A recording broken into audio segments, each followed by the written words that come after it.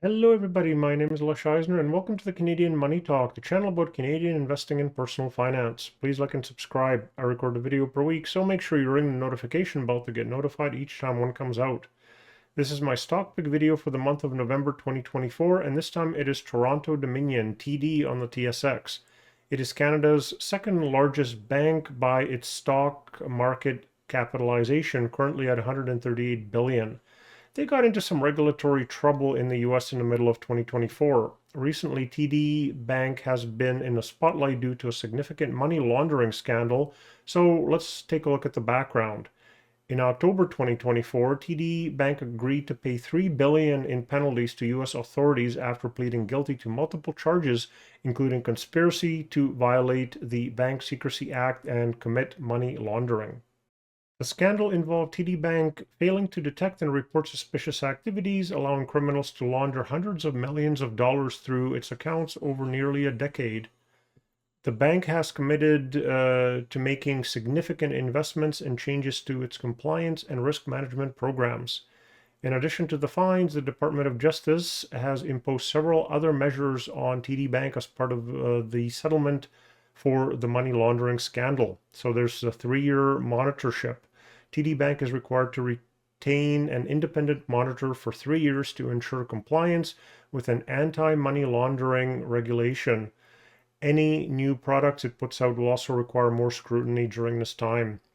There's a 5-year probation where the bank is placed on probation for 5 years, during which it must demonstrate ongoing compliance with anti-money laundering AML laws.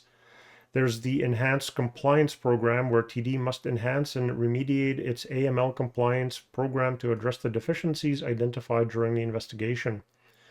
Cooperation with investigation, of course, the TD is required to fully cooperate with the Department of Justice ongoing investigation, including providing information about any individuals involved in illegal conduct. The most important one is the asset cap. The DOJ has imposed limits on the growth of TD's US retail business, with the total assets of the two TD owned US banks in September 2024 being the limit of the assets TD is allowed in the US for the foreseeable future. This is the most significant issue for TD because, with Canada's population growth limited with the lower immigration recently, new customers are hard to come by in Canada.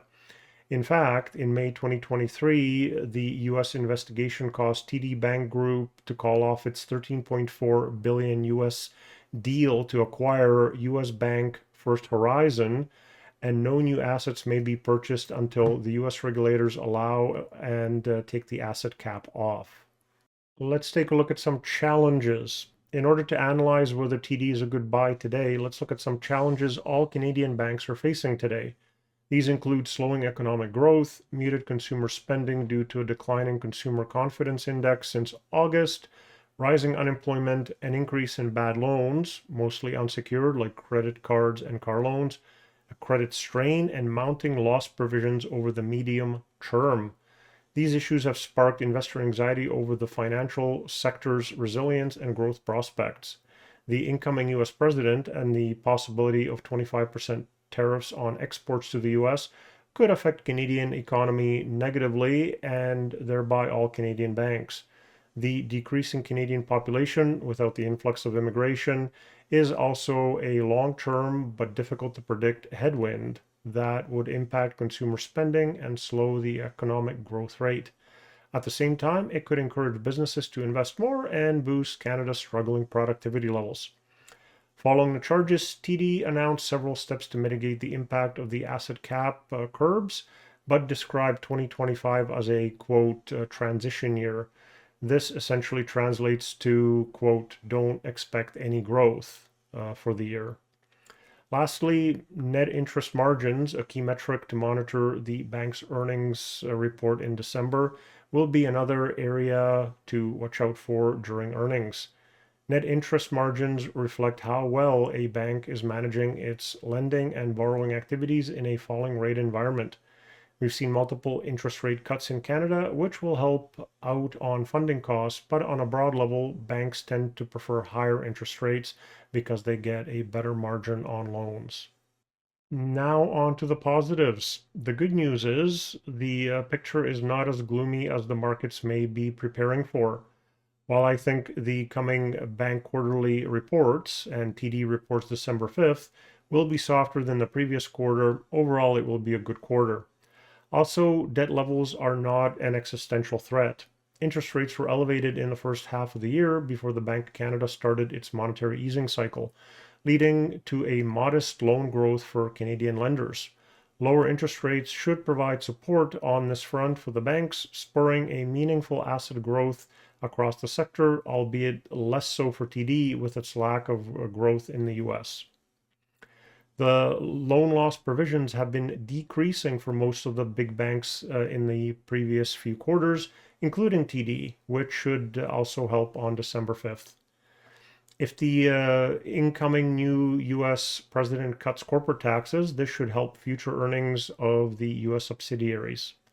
And lastly, on the plus side, there are several levers that TD can pull to drive growth, including the deposit base, mortgage and credit card loans, and operations growth in Canada, and US wholesale or commercial growth. So we should not expect TD to drastically undergrow its peers over the medium term just because it is not able to expand in the US. So what happens now for TD? Well, TD gets its act together, becomes compliant with the US laws, and the asset caps come off sooner rather than later. TD has had increased interest and non-interest income the last 4 quarters, even without a US acquisition, since earnings from investment banking, trading, and advisor services have been growing steadily since 2024. Capital market income has been quite strong this year, and lower interest rates, which makes borrowing cheaper, should provide some support for continued momentum, evidenced by solid issuance levels and market activity globally this year.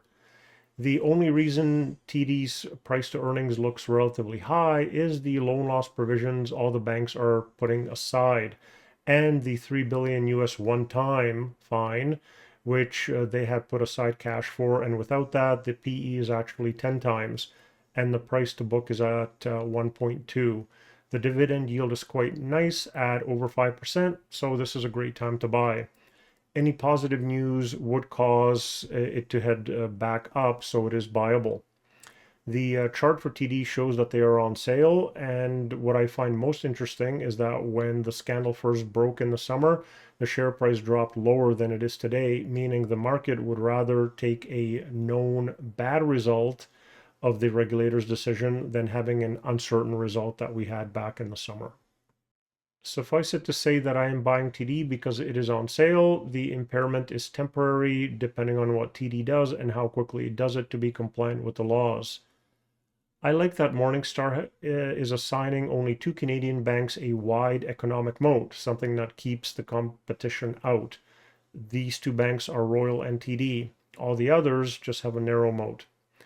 I think the fair market value of a share is in the high 80s for TD, so it is significantly undervalued, with investors having been scared off by the investigation.